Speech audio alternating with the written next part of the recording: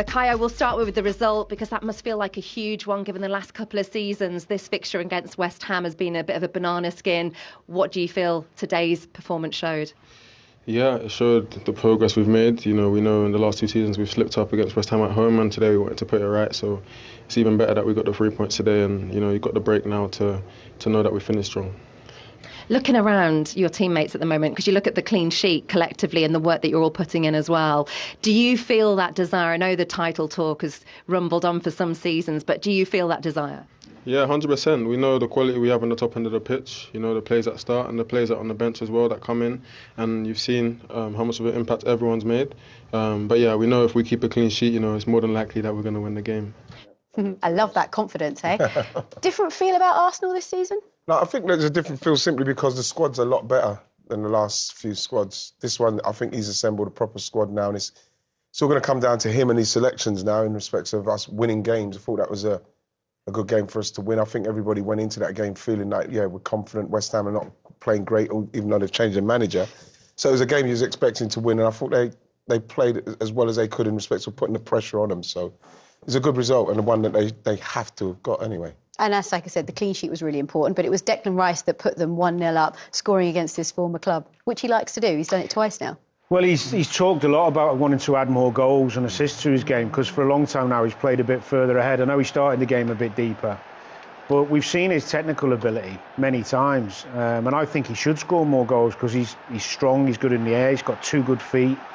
We can take set plays. We saw that against Madrid. So I think it's great for him the more he gets in there, because he'll find his tallies now go up each season as his confidence grows. And of course, he's playing with really good players, so he should get chances. And I think I actually think he enjoys playing that position more. I think so, yeah. Especially if say take that chance. Yeah. Took that chance at somebody who knows how to take that chance, because you've got to get to it, you've got to get over it. And as we see when we see one later on, we'll see Eze miss his chance. But that's all about the quality and getting yourself in the box and finishing. Now, Saka doubled their lead, his 3rd goal in all competitions. But let's talk about the penalty that was given, because I know the 3 of you were debating this as we were watching it. Should it have been a penalty? We thought it was outside. I thought that the actual initial foul was outside the box. I think that's plain to see. Now, whether the rules are saying if it continues in, but I still think, look, the main bulk of that foul is outside the penalty area. He might have gone in a tad over once he's over the line, but I tell you what, it was a wonderful first touch from Timber, and then he takes a Timber. But no, for me, the foul was outside the box. I think that's a free kick on the edge. Yeah.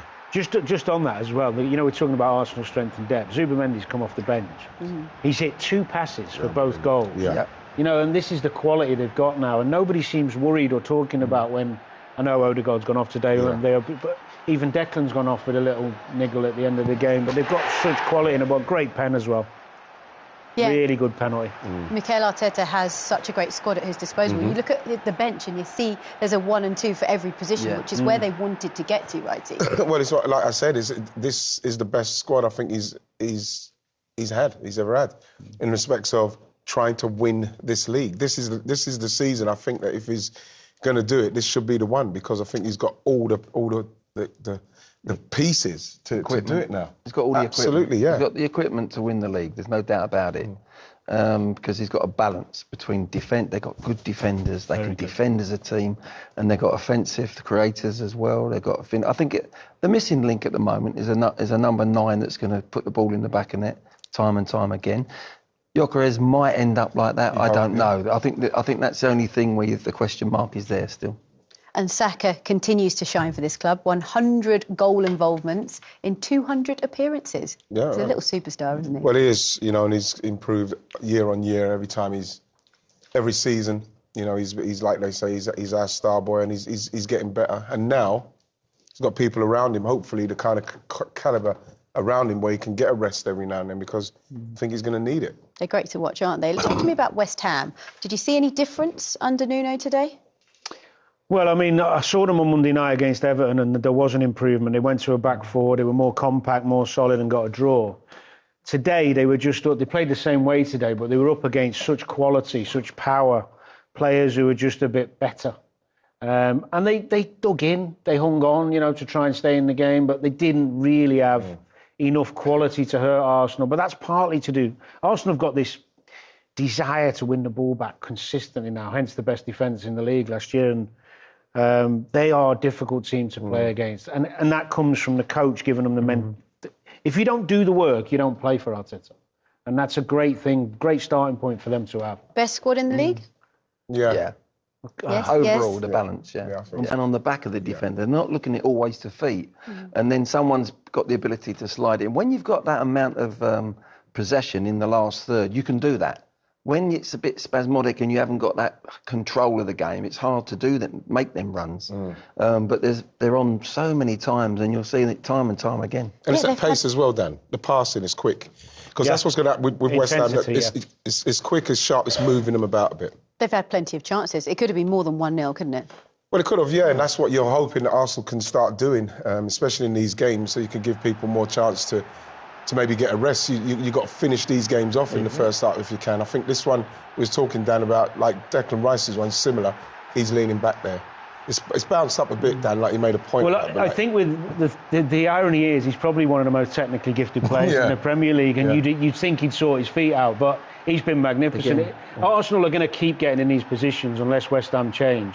And they're probably getting more because West Ham will have to try and get back into it. That's unlucky from Calafiori. Just two examples of that little run that Running we're talking behind, about. That little.